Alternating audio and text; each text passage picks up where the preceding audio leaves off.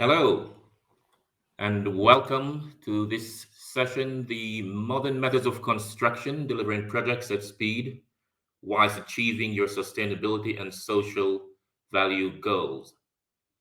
Good morning to you all. It's a bit damp and gray outside. It's raining, but it's going to be nice and hot in this session today. Thank you for joining us for our webinar today. Um, it's delivered to you by yourselves, our valued audience, of course, and public sector executive in partnership with WSP. Public sector executive is always keen to deliver content which inspires innovation on the platform long after the event is actually finished. This webinar will be available on demand via the website publicsectorexecutive.com. I am your host today. I'm Barrington Billings, Chair of Manningham Housing Association. I'm a senior executive with over 30 years demonstrable experience in the housing sector and the commercial sector. The job I worked in.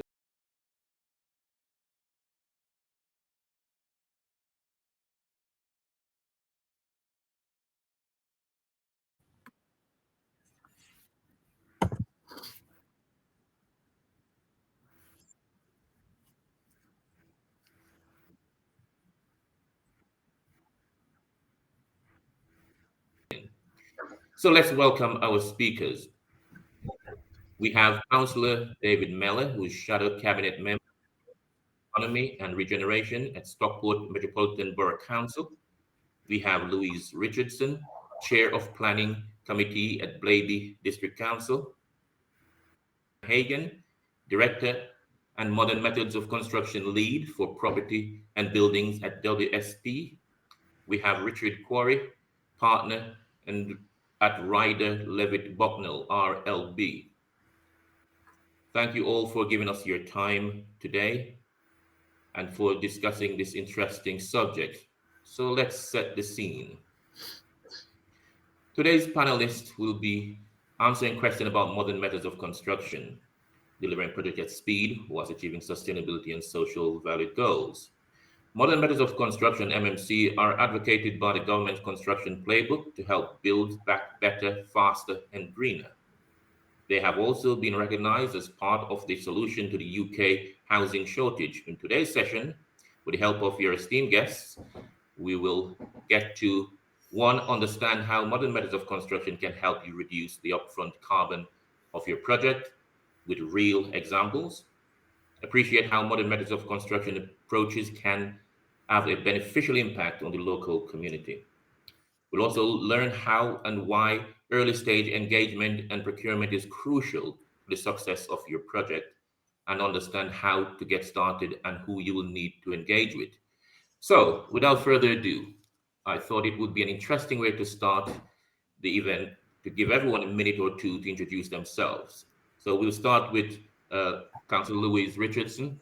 You're the chair of the planning committee at Blaby District Council. Can you please tell us a little bit about yourself and what it is you do?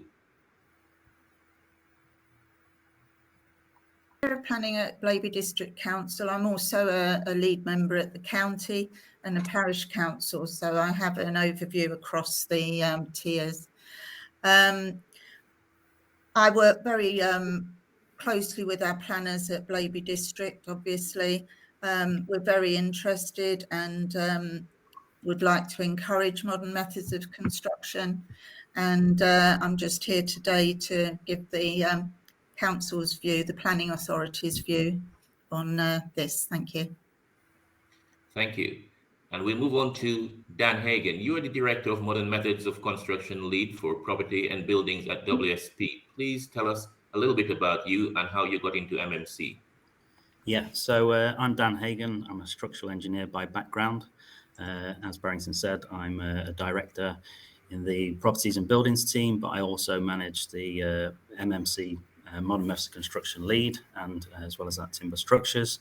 I've been in the industry for nearly 20 years now, and like I said, I've got a particular interest in off-site construction, and particularly mass timber construction. Thanks, Barrington. Thanks, Dan. We move on to Councillor David Mellor. You are the Shadow Cabinet Member for Economy and Regeneration, Stockport Metropolitan Borough Council. Please do tell us what it is you do and what are the challenges you face with regeneration. Well, good morning, everyone. So yes, I'm the shadow on Stockport Council, but prior to June this year, I was the cabinet member, so I was leading on economy and regen within Stockport. So obviously I'm on the other side of the fence now, so to speak. I think what's particularly interesting about this topic, and I've had some conversations with a number of our officers at the council, is how actually I think we're finding that it's a struggle to get those who want to enter into Stockport to adopt these sort of modern methods, so-called modern methods. And indeed, a lot of our work at the moment within Stockport is through repurposing existing buildings. So I guess in that sense, in terms of the social value goals that are at the heart of our projects, it's about pretty much making do with what we've got, I suppose. Albeit there are examples which I'll talk about if given the opportunity of this going on within the borough. But I guess what we're finding is getting those into Stockport who want to work in Stockport are pretty keen to, I guess, go along with the status quo, I suppose. So I guess I'm here to provide a bit of a contrary perspective on things, I suppose. But in terms of what we're doing within Stockport, it's all very much geared towards social value. Obviously, that's something that is up for discussion today, as well as sustainability and I guess the problems around, for example, embedded carbon and utilising the buildings that we've got and not releasing that carbon. So I'm very, very curious really to hear from the other panellists this morning, as well as I guess others who are here this morning, just to hear their views really on how they're doing with implementing modern methods, and I guess really how they're tackling the obstacles that I guess may be in front of them as well. So thanks, Barrington, and delighted to be here. Thank you, David. And finally, Richard Quarry, you're a partner at Levett Bucknall and lead for the affordable housing sector. Please tell us about yourself and your experience of the sector. Thank you, Barrington. For my sins, I'm a QS by training and have spent the majority of my career in housing in one type or another. A lot of our client base are local authorities or housing associations delivering affordable housing. And really the exposure into the MMC field, if you like, has come through that, primarily delivering employer's agent roles for a multitude of clients. I think for me, I've enjoyed the journey that we've seen offsite construction on, certainly over the last probably 5 or 10 years. And it's quite interesting seeing different systems and, the link obviously now to zero carbon, embedded carbon, etc. It's quite a journey that we're on, and I, like the others, I'm looking forward to quite a healthy debate and discussion today. Thank you all. Not just about us sitting here and talking to you either, though. Through our live Q&A function, we encourage you, our audience, to get involved too and ask questions you're keen to know answers to. I'll be keeping an eye on them throughout the proceedings, and as well as opening up the floor to you a little later on in the conversation. So let's begin. As mentioned today, discussions will be all around modern methods of construction, delivering projects at speed whilst achieving your sustainability and social value goals. So I'll be keeping an eye on what's coming in from the audience throughout and open up the floor to you once the debate gets underway. And finally, feel free to share your thoughts and experiences today across social media using the hashtag PSC365. That's hashtag PSC365. So I'm going to kickstart with a question. Now, what advice, Dan, I'll start with you. What advice would you give someone developing modern methods of construction strategy on their projects? Yeah, so I mean, you've got to start out with the, who, what, where, why. What are your drivers for undertaking a project that encompasses MMC? Is it about program? Is it about cost? Is it about the construction playbook suggesting that you should utilize this type of procurement? Is it about sustainability? Is it about social value? Next, you should start to surround yourself with knowledgeable designers, architects, engineers. You should also read the construction playbook. You should also read the DFMA overlay to the REBA plan of work to understand how implementing these types of construction occur.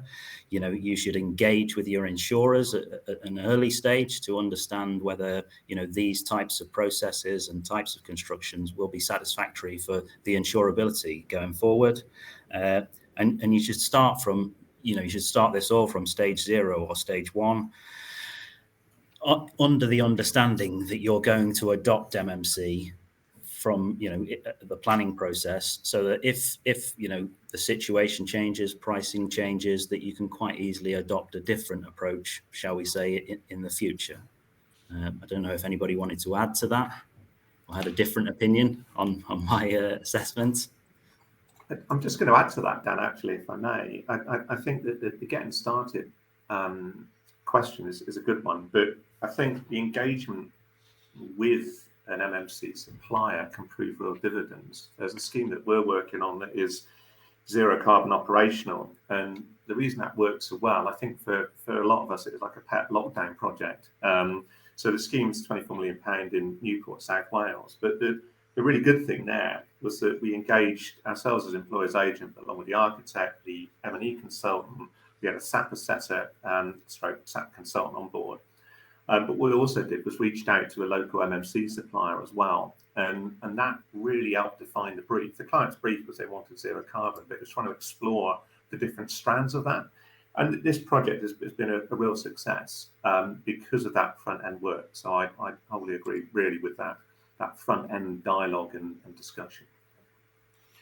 Thank you. Councillor Miller, I mean, from a political perspective, in terms of the local authority input into these type of development, do you have a perspective on that? Well, I mean, I guess I'll touch on one particular example that's going on within Stockport. In fact, it's in my own ward. We've got a new SEND secondary free school, which is finally going to be built in Stockport. We've got a chronic lack of SEND specialist places within the borough. But it's going right in the heart of my ward, and it's actually going on an old school site. So the school, which is a very standard 60s, 70s building, full of muck, and I think it's got asbestos in it and all sorts, is coming down. And what's happening is it's obviously it is conforming to the MC model, really. So it's all going to be built off site. It's then going to be brought on site, and it's all going to be, I guess, coupled together. And I think for me, what's impressed me about this particular scheme is actually how quickly it's going to be delivered. I mean, the issues really being actually just getting it off the ground. Once it's all beginning to happen, it's going to be a very, very quick job, really. But what's impressed me is how quickly it's going to be delivered, and also actually, obviously, the bugbear of every council is getting complaints from residents on various construction and projects that are going on. And the fact is, because this is all mostly going to be done off site and then essentially brought together, it's going to be far less intrusive for residents. So in that sense, it's really positive. And I think in terms of public sector projects, obviously, I think the expectation is for them to be MMC anyway. I think where I'm coming from is that within Stockport, a lot of the regeneration work is about repurposing old buildings. And I guess for me, my I guess concern, my worry with MMC is that it all comes back, I think, down to the skill side of things. Are those who are going through apprenticeships and so on, are they being trained to deliver these modern methods? Are they still going down a very traditional route of bricks and mortar? It's all the digital skills that I guess are required as part of this as well. I think that's where my concern comes in, and also with the developers that we're seeing coming into the borough. Certainly for projects within the town centre through the Mayoral Development Corporation, it is very much about, we can repurpose this old mill, this old shopping centre, and deliver things using your existing structures, and to do it in a sustainable way. I think for me that's something that I mean, because I'm speaking to our director of Regen just before this, that sort of chimed really what I was thinking, in that we're struggling to get those to come in to deliver these methods. And for me, I don't know. I guess it's obviously there's an expectation that public sector buildings are delivered in this way, but private sector, it still very much seems to be a case of the status quo.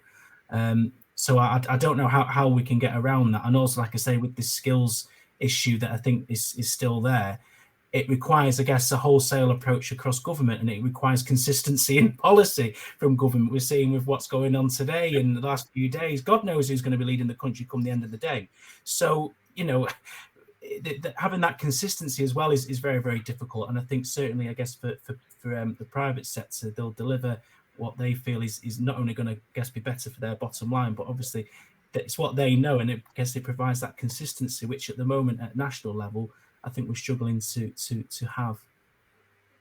Thanks for that. And Louise, planning is one of the things you've been involved as chair of the planning committee at Blaby District Council, and planning tends to be the bogeyman, if you like, of a lot of developments right now in terms of being able to get things through and delays. I mean, poor planning has been one of the big issues that it has been said will cancel out some of the benefits of modern methods of construction. Do you have a perspective on how you think planning can be better applied to not have a negative impact on MMC? Yeah, I think initially, as David just said, you know, we need clear lead from government. We have a lot of the planning reform is up in the air at the moment. We need local decisions made by local people. And we also need a really good cohesive communication with developers in our area. We work very hard in Blaby to actually work with our developers right from the word go, and not just when a planning application comes in. And that way, when we all sit around the table together, we can get the very best for our residents. A lot of the, you know, affordable housing we need, we've got to have those in places where people have the facilities or transport, etc., to hand. So it's very much about putting them in the right place and, you know, for the right people. And I think that can only be done with the local decision makers and with good design within our local plans that we can, you know, convey to our developers and get them on side. We have some really good providers in our area, one of which has already built a care facility here in Blaby using modern methods of construction. They're also doing a development in Derby that we're looking and watching over with great interest. And I think you've also got to have innovative planners in your authority. You know, if the planners won't move from traditional or the members, you know, you're going to have problems. Whereas I think the speed of delivery, we would be interested in sustainability, capacity in local production, and carbon zero, obviously, is very important in authorities. So I think all of those things. But Barrington, am I okay can I come back? Is that okay? It's doing to Yeah, that's fine. I was going to invite comments. No, because I think what Louise said there was spot on, and I think certainly from my time as the cabinet lead and now as I guess as the shadow, and you mentioned the local plan. Anyone who follows Stockport and has followed Stockport in relation to planning will know that Stockport can be quite a colourful place when it comes to planning. You know, we're trying to form part of the old Greater Manchester Spatial Framework. The council as a whole rejected that. We're now pursuing our own local plan. And I think certainly if we can get these sort of methods embedded within that local plan, I think that will be a way forward. But it's the thing that frustrates me, and I guess this is never going to happen, is just when it's planning, it's politics, isn't it? And I think certainly with Stockport and other local authorities, I suppose, when you've got a council that's in no overall control, trying to get agreement on a local plan, trying to get agreement on which sites should be part of a local plan and what should form part of that is incredibly difficult. So I think really, in order to, I guess, it's trying to form those agreed principles, isn't it? And that's easier said than done. And I think also I think certainly with this agenda, as I touched on, it's about your skills, and it's also about, I guess, having. I mean, in Stockport, I did a lot of work on our economic plan, which is just about to get underway and be implemented, which is all about embedding social value, addressing inequalities throughout the borough. And again, it's ensuring that, I guess, you've got all these different plans that are linked together: your economic plan, your local plan, and we've got a transport plan as well that is about to be implemented too. So it's about linking all those facets together. But of course, it all comes back down to, if you've not got the stable leadership and you've not got that consistency, it can be quite problematic. And getting those shared principles that all political groups can work on and agree to is very much easier said than done. And I think it's also the speed at which local plans, develop. It's not an overnight thing. It takes years. So. Okay. I'm going to come back to planning later on, because I know it's one of the big areas that continually creates problems for a lot of projects, both MMC and traditional. So we'll move on to another question then. So MMC covers a broad range of on-site and off-site construction techniques, but there are any particular MMC types which have shown to reduce carbon on projects compared to traditional approaches? I'm going to kickstart with Richard. I think the thing about modern methods of construction and carbon saving is that, whilst separate topics, they are inextricably linked, aren't they? So your factory-based system, in terms of air tightness and build quality, is going to be far superior to that on-site. Yeah, it's a generalization, but pretty much that is the case. So I think that I guess is the first point, is your build quality and your air tightness. Now that really would nod towards operational net zero carbon, which was the example of the scheme I was talking about in Newport a minute ago. I think that where it does get slightly strange, and we have to, I suppose, when you look at embodied carbon and also then the social value side of it, what you do get is a lot of the MMC suppliers that are based in different parts of the country. So by its very nature, you may, I suppose, be working on a scheme in the southwest, being provided, having an MMC provider in, say, Yorkshire. So I suppose what you win on some sides, you lose on others. So, the travel distances may be greater, but the number of small distance travel will be less in terms of the embodied carbon. But you don't get the social value side in terms of the local multiplier in certain instances if you have MMC supplier that's a long way from the site that you're working on. That, I suppose, is the first thing. The operational net zero is a lot easier to look at, because that is to do with heat loss and the air tightness, the build quality, the U value, of which, whether it's a timber system, whether it's a steel-based system, you will get far, far superior U values. And I think that is perhaps the easy catch in terms of MMC. And you see that, I mean, it's obviously, we're in a fuel crisis at the moment, fuel poverty. All of this stuff links in to the efficiency of that skin of build, whether it is a Cat 1 or a Cat 2 or even further down. MMC system, your air tightness is far superior, and you then are reliant, I suppose, on the site interface. But if you minimize that through the increased categories of MMC, then your operational net zero should be a lot easier to attain. We're working on it's a care scheme actually, and the client's aspiration at brief stage was not for zero carbon. We're talking operational. However, we went through the design process and got to stage 3+, I suppose you'd call it, and then realised actually the U values that were coming in were within touch of distance of operational net zero anyway. So at quite a late stage in that project, we pivoted and said, right, we will go for operational net zero, because it was so close anyway because of the type of system that we were looking at. So I suppose that gives an example of where you can get to quite easily with certainly the higher categories of MMC in terms of zero carbon. Thanks, Richard. Before I open up to the rest of the panel, I'm going to go to our first live poll. and it's about how familiar are you with the 7 categories of modern methods of construction. So we'll start the poll now.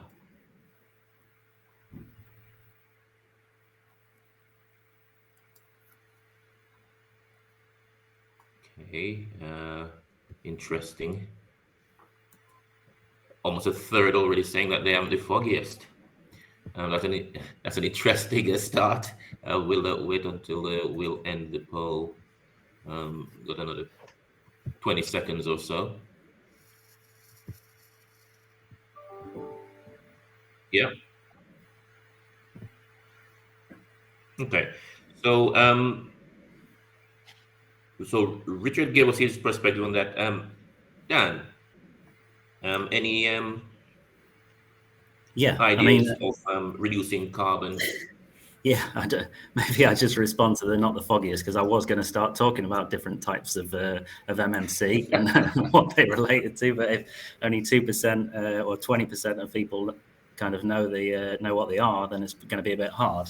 So if I talk about the kind of structural ones, the 7 categories, the first 3, in fact, a bit of the 4th one are structural categories. So the first one is volumetric modular construction, which can take the guise of steel frame systems, all built off-site turnkey solutions, but also timber frame systems like top hat systems or Bowclock system of volumetric modular houses. Then type 2 panelized systems, closed timber panel systems, passive house systems, mass timber products, precast products, and then the third system being, or the third option being 2D elements like steel beams, columns, timber elements, glue lam, columns, beams, laminated veneer lumber column beams. And it's obvious to say that the most sustainable material in all of those is the one that keeps on growing, timber-based systems.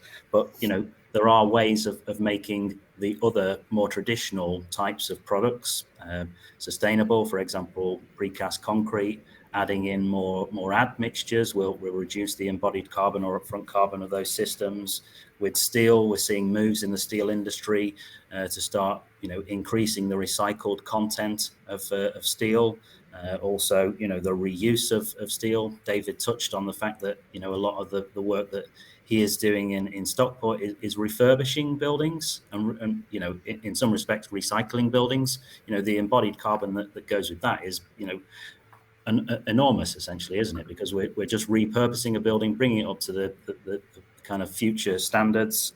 There's hybrid systems that use the benefits of perhaps sustainable timber with steel, for example.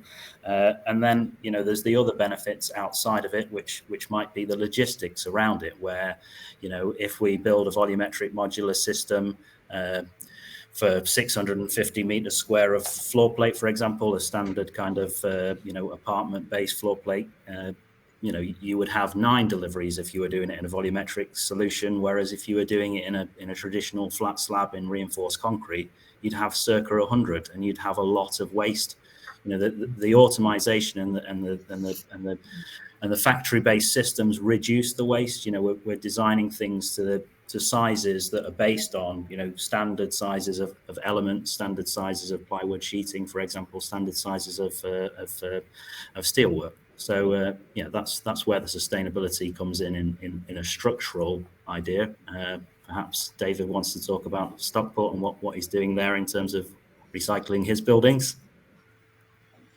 Yeah, well, I think what one particular example is that obviously, if anyone knows Stockport, we've got Mersey Shopping Centre, which for quite a few years has had a rough ride for obvious reasons, changes in how people buy things, drive towards more online and so on. And what the work we've done in Stockport is to try and change Mersey and try and change the town centre from a centre for retail to a centre, I guess, for communities. And what we're looking to do is, we were successful in securing around £14 million through the Future High Streets Fund. And what we want to do is completely repurpose one whole section of Mersey Shopping Centre to deliver a modern library, effectively a cultural and learning hub. Now, if anyone's seen Mersey Way, it is literally concrete. Every single bit of it is concrete. And I think the fear is that, we could look to knock it all down and so on, but how much carbon is that going to release?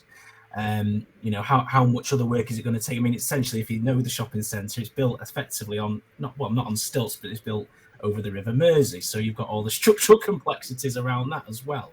I think that's where I guess this comes in terms of you know, if we were to knock that down and then replace it with something that is MMC, are we doing more harm than good in relation to the environment because of all that concrete that is there? And I think as well as that, again, it comes back, I guess, to the politics around planning. I'll lead on to another example in relation to Ware Mill, which Capital and Centric have done a huge amount of work within Manchester City Centre. Fantastic developer. They've taken over one of our old mills. Now, if we were to knock that mill down and replace it with something that's MMC, the outcry would be well, I'd dread to think, to be honest. So again, it all comes back down to I guess that politics around planning and around buildings, really, and the practicalities as well.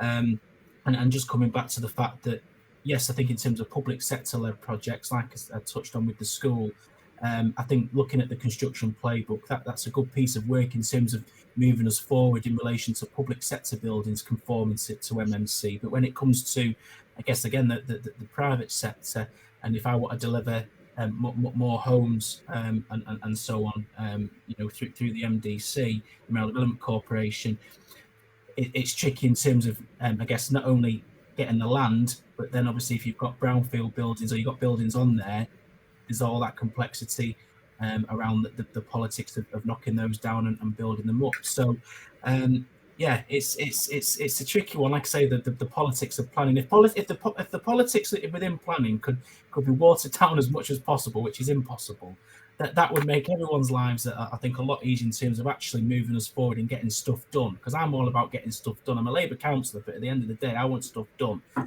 For my residents and for Stockport and as a, you know, everyone as a whole. But you know, in terms of some areas of my borough, if you were to turn up and try and build something that is, you know, very timber led and so on, I can imagine them sort of sticking the nose up and saying, I don't want that here. It's a real tricky one, really tricky one. Thanks for that. So I'm going to look at the results of that live poll. Can we share that result? So 5% are fully aware, so only a handful, really. 17% working knowledge, nearly half have a basic knowledge, and 38% not the foggiest. So it's quite clear that somewhere between working knowledge, fully aware, and basic knowledge, we have about 62% of people know something about modern methods of construction. So we will come back again to that shortly on another live poll. But we have some questions from the audience, and they are asking some interesting questions about refurbishment versus new build. So one of the questions is around, is it true that MMC, is it true that MMC are really only applicable to new buildings and less suitable for older buildings, upgrades or refurbishment? Any takers on this one? We want to go first. What about you, Louise? You have any views on that? Yeah, I mean, I think we've got to make the design as best we can to fit in with our local areas, but we shouldn't be afraid of change. And I think it depends exactly on how the design is done and what materials are used as to how it will fit with the residents. For example, I know sometimes we skim these buildings with bricks so that they look traditional, and you know, that's, to me, that's just adding another layer. You know, why don't we make them look good in the first place? So people want them. I think as well with you know, especially with affordable homes, we do need to be looking at, you know, technology will be moving on. We need to be able to retrofit the places we have now, but also retrofit these affordable units that are going in, because that leads to better sustainability, in my view. Thank you. Any other takers on this one? I'll maybe jump in. So we've got a project where it's an existing concrete frame. It's a split lease, so it's got a basement car park that's operated by a major supermarket. It had a ground floor undercroft car park, and then it had a first floor office structure and a steel roof over it. And what we did is we removed the steel roof, and then we were able to put on 3 stories of CLT hybrid construction, and without the need to strengthen either the foundations, because we didn't have access to the supermarket's area. We didn't want to sterilize their space either. And we didn't need to strengthen any of the existing structure to incorporate this reinvigoration of this pretty awful building, shall we say, to quite a beautiful building now. So yeah, that was the main point I was going to get across there.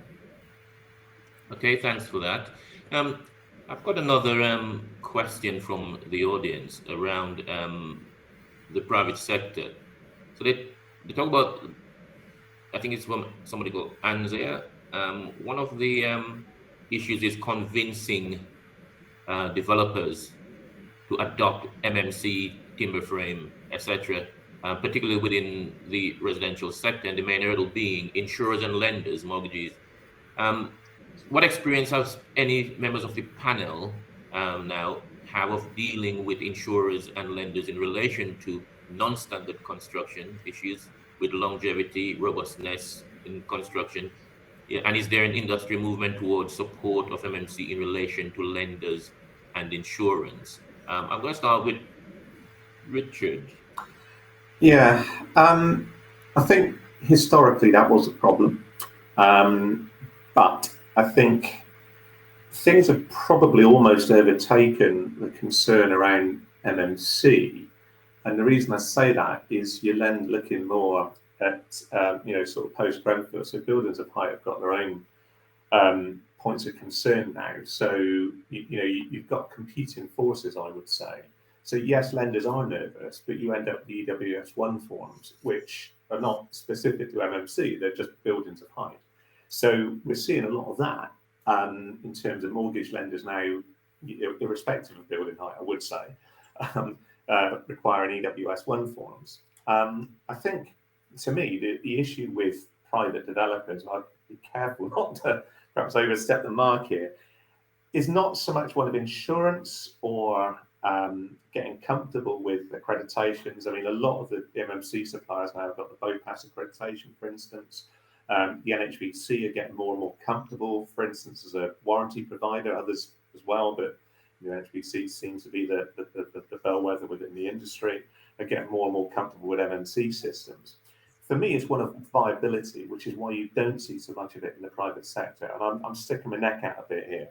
I think the difference between where you look at the affordable housing side on housing associations, local authorities, compared to the private developers, if you look at the metric that they're working to, it's completely different. If you're retaining stock and managing stock, your viability model is wholly different to a day one sale. So, the viability side, I mean, for instance, if you're grant funded as a housing association, for instance, it's a requirement. In Wales, for instance, Cat 2 MMC is an express requirement of social grant funding. You've got the Accelerated Construction Fund programme from Homes England. So that's the incentive there. And also, local authorities and housing associations look at net present value and whole life cost concerns, which is where your carbon efficiency and the rest of it come in. They look at that because they're landlords, and there's social responsibility, etc. Private developers don't have that. They have shareholders to answer to. And therefore, really, the incentive is market driven, isn't it? So if people are prepared to pay another £10,000, £20,000 for a zero carbon or a passive house, then they'll do it. But if they're not, then where's the incentive? Unless it then comes from, we go back to this comment that we made at the start around planning and I guess local and central government enforcement of that route. It is market driven. I'm not sure whether I've completely answered the question. I feel I've talked around it a fair bit there, Barrington. That's fine. Yeah. I've got another question around, and this one ties the whole theme in. It says, how does MMC ensure that the facilities built are climate resilient? Very important question. That's from Janet Smith. David.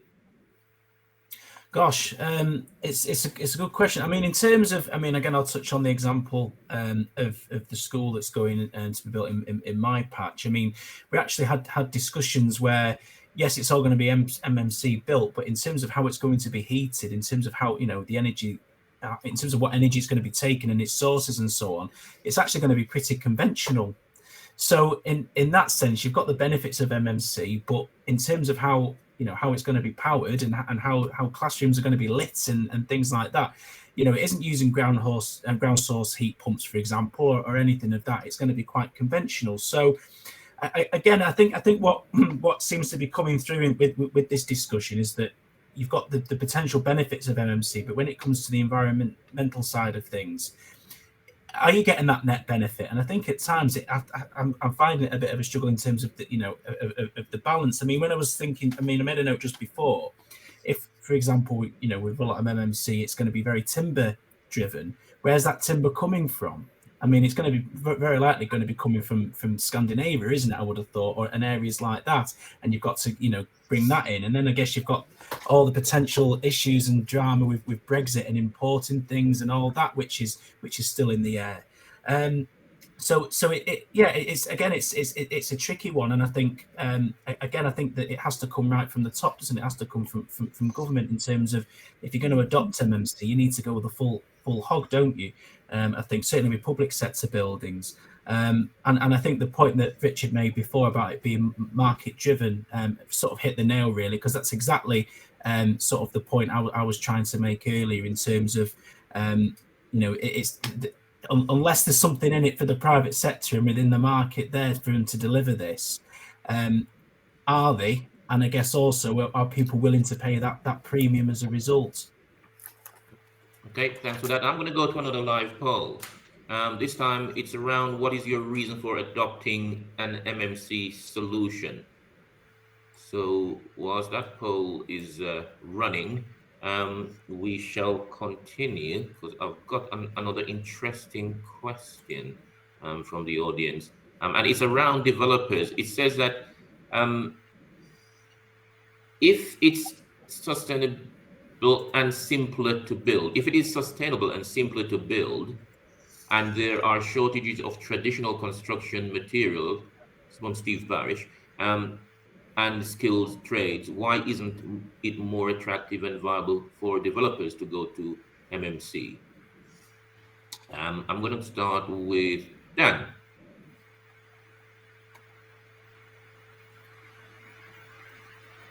Can't hear you, Dan. Yeah, sorry, struggling to unmute myself.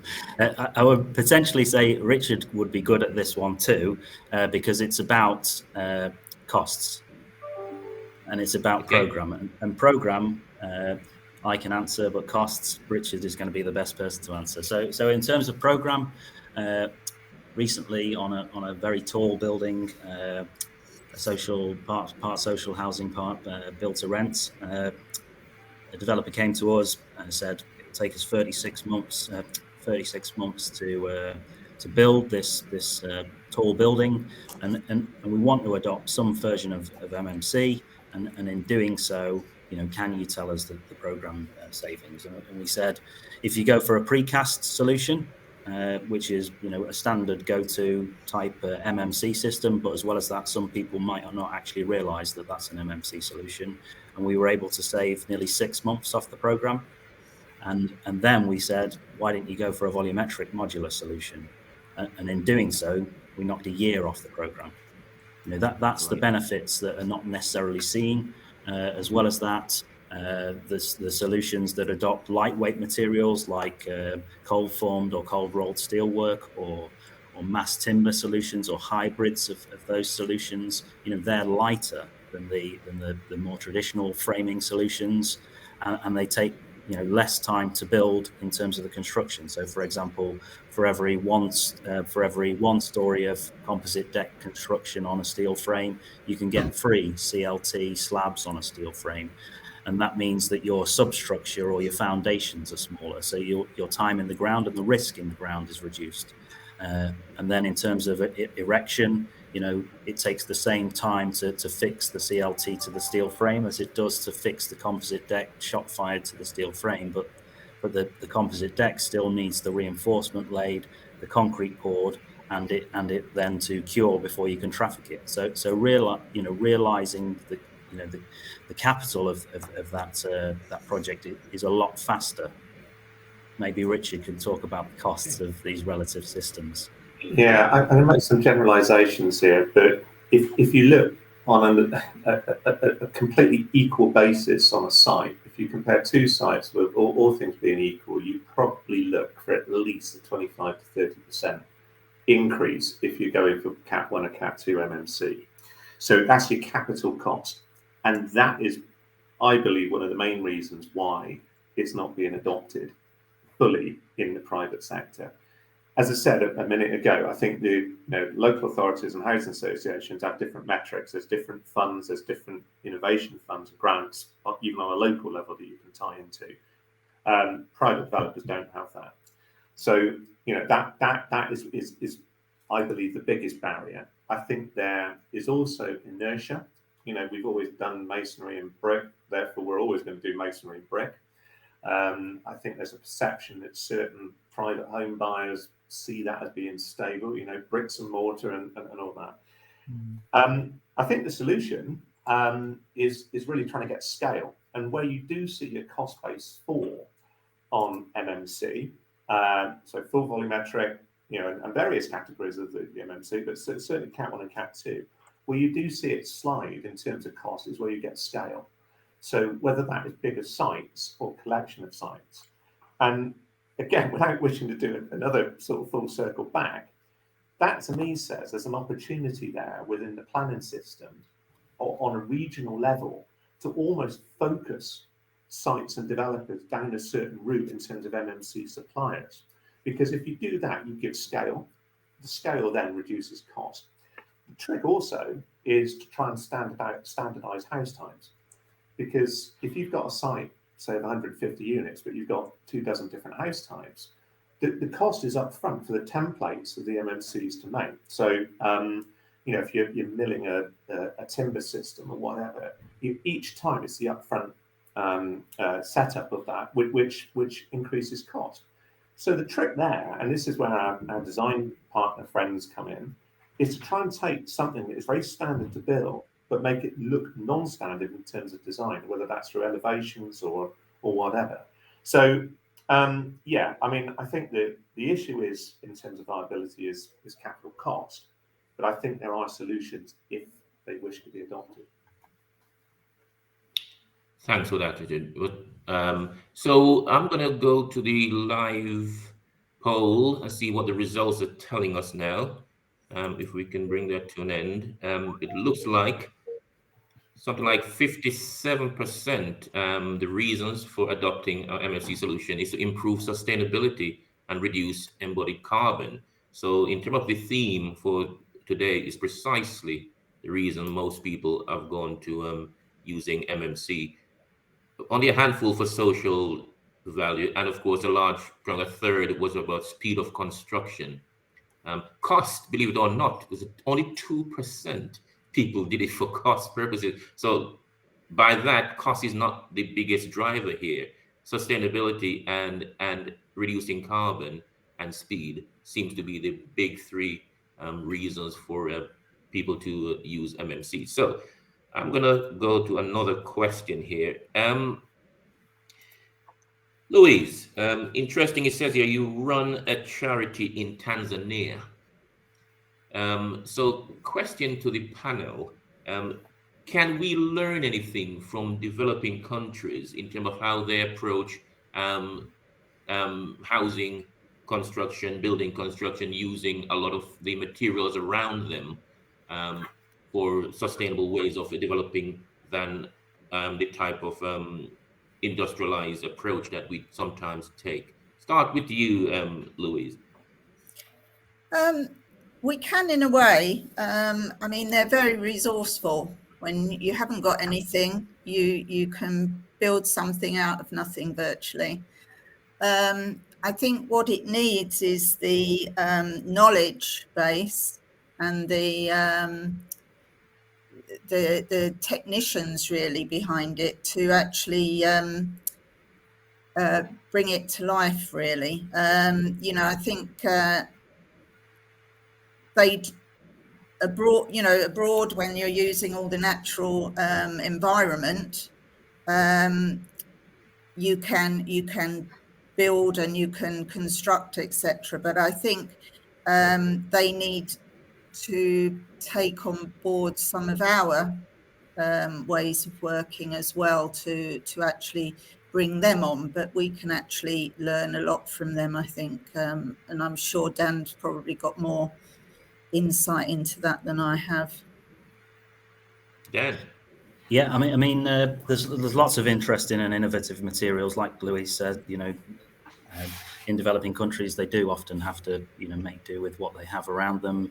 Materials like bamboo, for example, is a really strong structural material, which we'd like to use more in this country in certain types of construction.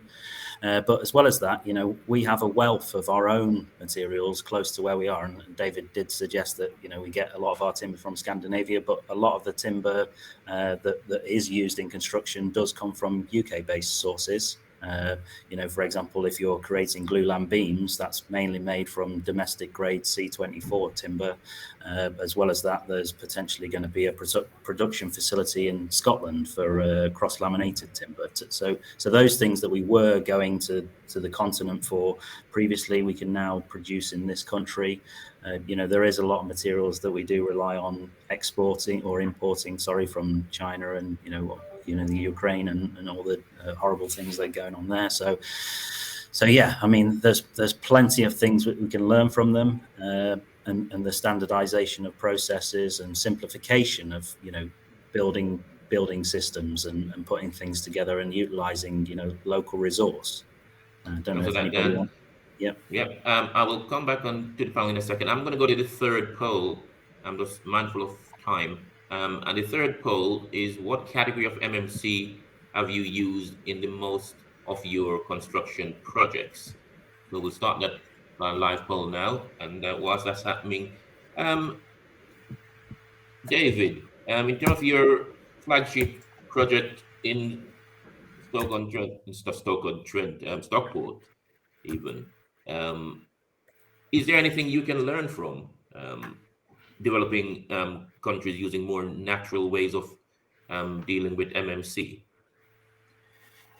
Absolutely. I mean, I think we can learn from here, there, and everywhere, can't we? I don't think we have the font of all knowledge here, which I think some believe we do, but far from it. I think I'm all for us picking up practices that work in other countries and see if we can adapt and use them here. I mean, the amount of time that MMC has been, I guess what we see as MMC, the amount of time that's been, these projects have been on the continent, for example, being produced and being built. We're really lagging behind, aren't we? Because I guess as just touching on before, we're still in this mind of bricks and mortar, and I think trying to get people out of that frame of mind is tricky. But certainly, we don't, have the font. We're not the font of all knowledge, and if there's stuff that's going on abroad that we can adapt and adopt here, then absolutely.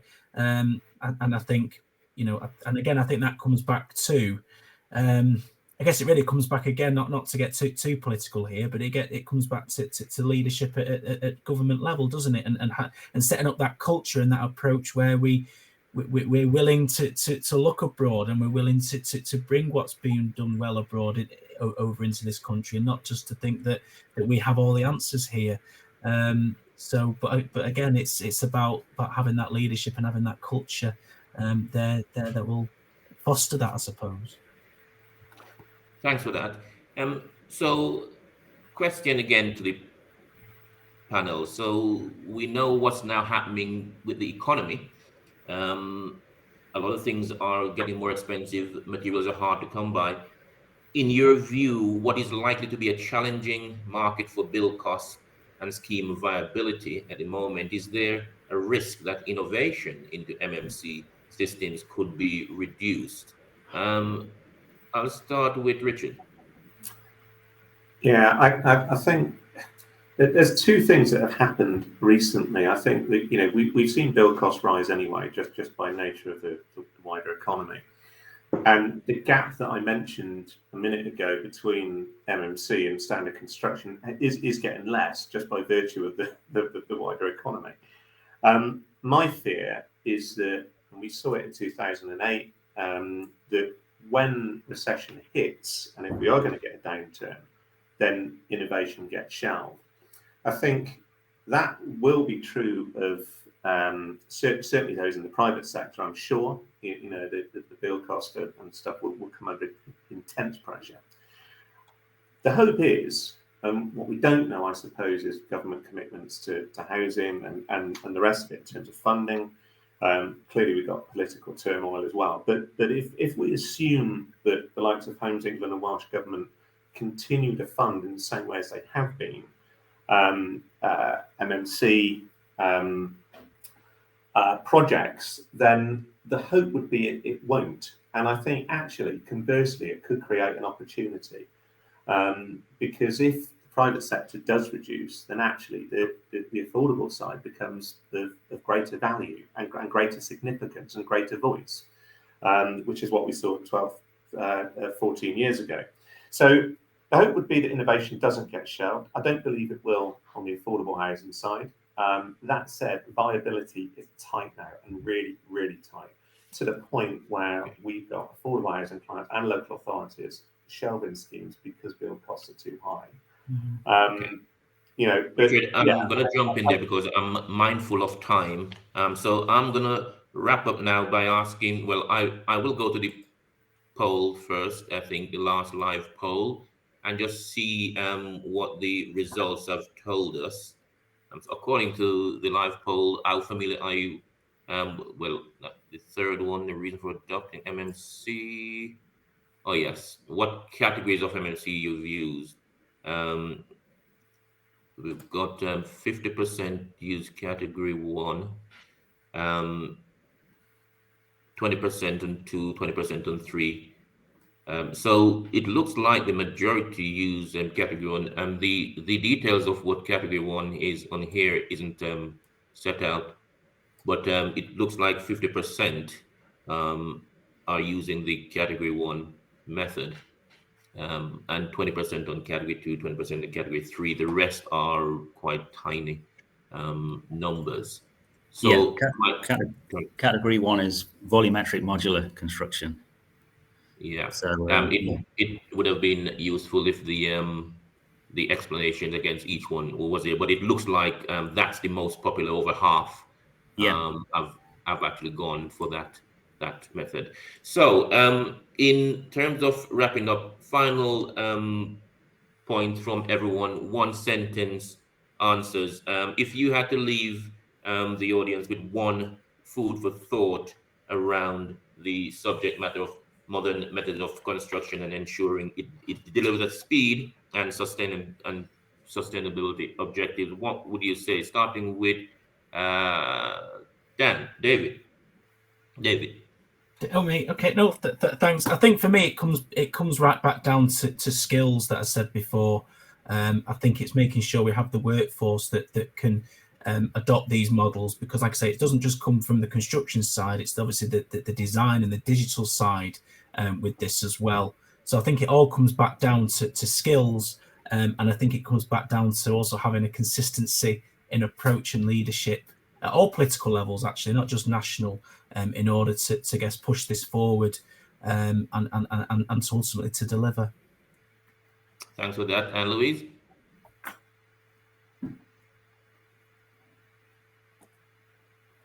Sorry about that. Yeah, I think sharing of knowledge, it's been noticed through the polls today how little people understand, I think. It's about collaboration between everybody.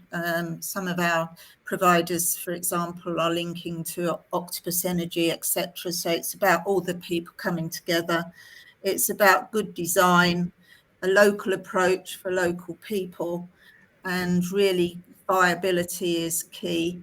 Because, for example, county can no longer forward fund infrastructure projects. That impacts on where you can put housing. So, Thanks for that, Dan.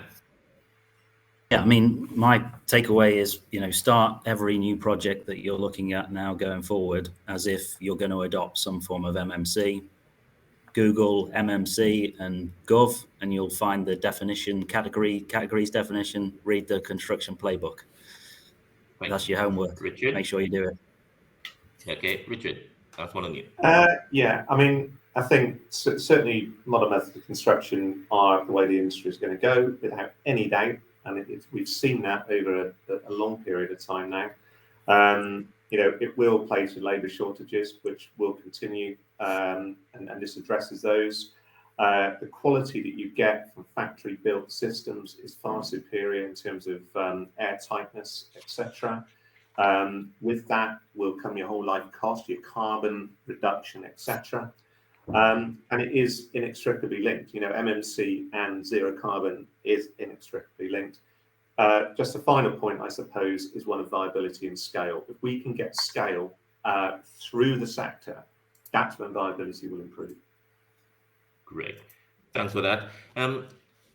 Before I conclude, then, one final thing that we didn't have time to cover today, but one of the concerns about MMC is we're starting to see cases where the lack of awareness of the buildings and how they function when you live in them is starting to cause potential risk to the safety of residents.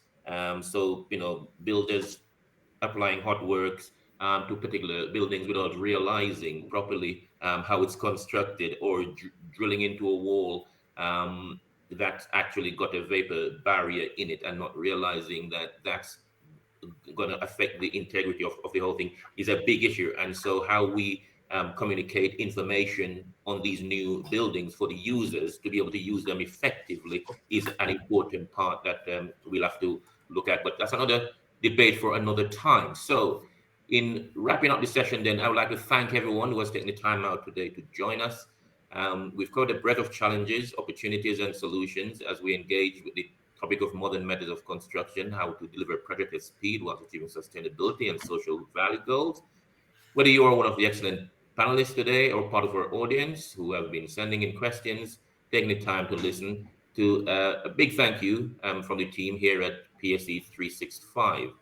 And a thanks to our fantastic event partner, WSP, who, without their events like this, would not be able to take place. I look forward to seeing you again in the near future. Please share the word with your colleagues. This is certainly a topic that affects everyone, from me and from everyone at PSE 365. Thank you for attending today and giving us your time and attention. Have a great day, what's left of the day. I see one final message. Somebody wants Louise to move to North Somerset, apparently. So they like what you were saying about planning. So I suspect they may be having issues with planning down there. So there's an invitation for you, Louise. Thank you all very much. Have a great day and take care. Bye. bye.